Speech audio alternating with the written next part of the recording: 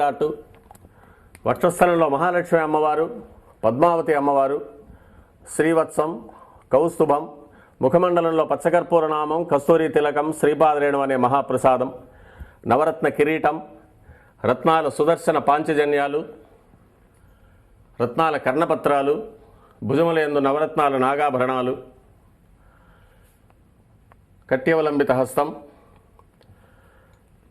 రత్నాల వైకుంఠ హస్తం, స్వర్ణ యజ్ఞోపవీతం, దుష్ట శిక్షణార్థం సూర్యకఠారి, మకరకంఠి,